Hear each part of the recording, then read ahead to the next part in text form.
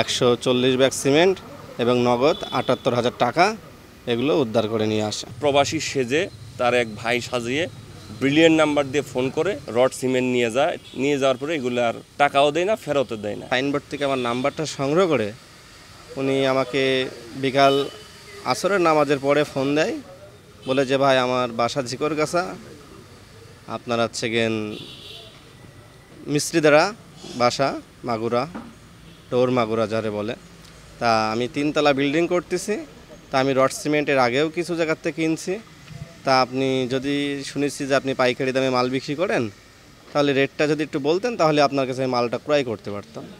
সেক্ষেত্রে আমি ওনাকে পাইকারি রেট দিই। রেট দেওয়ার পরে উনি চয়েস করার পরে বললো ভাই যে মার্কেট ছাড়া আপনার রেট কম আছে, তাহলে আমার ভাই বিদেশে থাকে মালয়েশিয়াতে, আমি ওনার কাছে আপনার নাম্বার দিচ্ছি, উনি আপনাকে ফোন করবে। উনি আমাকে ফোন করার পরে তার কিছু সময় পরে বিদেশ থেকে একটা আপনার অ্যাপসের মাধ্যমে আমার কাছে ফোন দেয়, দেশে থেকে এসে দিয়ে বললো কি যে আমার ভাই আপনার নাম্বারটা দিছে, তা আমাকে রড সিমেন্ট লাগবে, আমাকে একটা স্টেটমেন্ট দিল। আমি সেগুলো হিসাব নিকাশ করে দিলাম, যে একটা অ্যামাউন্ট বললাম, যে আমাকে বললো 1.5 লক্ষ টাকা, আমি আপনার ব্যাঙ্ক অ্যাকাউন্ট নাম্বার দেন, আমি দিয়ে দিচ্ছি। সেক্ষেত্রে আমি ব্যাঙ্ক অ্যাকাউন্ট নাম্বার দিয়েছি। দেওয়ার পরে কিছু সময় পরে বলতেছে ভাই আপনার টাকা চলে গেছে। যখন ঈদের আগে আমাদের লাস্ট ওয়ার্কিং ডে ছিল সরকারি, ওই দিনকে টাকা দিছে। তখন আমি বললো টাকা ঈদের পরে ছাড়া তো আপনি দেখতে পারবেন না, যেহেতু ব্যাংক বন্ধ। সেই সময় অনুযায়ী পার হয়ে গেছে, তারপরেও টাকা আসে না।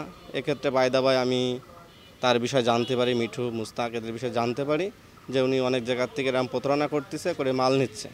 সেক্ষেত্রে তখন আমি ডিবি অফিসে আসি, মোহাম্মদ মফিজুর রহমান স্যারের সহযোগিতা নিয়ে তার কাছে একটা অভিযোগ লেখায় তিনি তার টিম নিয়ে আমার বিক্রিকর্তা মালগুলো উদ্ধার করে 140 ব্যাগ সিমেন্ট এবং নগদ ৭৮,০০০ টাকা এগুলো উদ্ধার করে নিয়ে আসে। নগদের কাছে সব গ্রাহকই প্রিয়, তাই তো সারা দেশে ক্যাশ আউট চার্জ সবচেয়ে কম। বাদী সহ যশোর শহর এবং চৌগাছা জিকরগাছা উপজেলার একাধিক দোকানে আমাদের কাছে তথ্য আসলো, একাধিক দোকানে সে একই রূপে বিদেশির প্রবাসী সেজে তার এক ভাই সাজিয়ে ব্রিলিয়ান্ট নাম্বার দিয়ে ফোন করে তার সাথে দর কষাকষি করে রড সিমেন্ট নিয়ে যায়, টিন নিয়ে যাওয়ার পরে এগুলো আর টাকাও দেয় না, ফেরতও দেয় না, এরকম তথ্য আমরা পাই।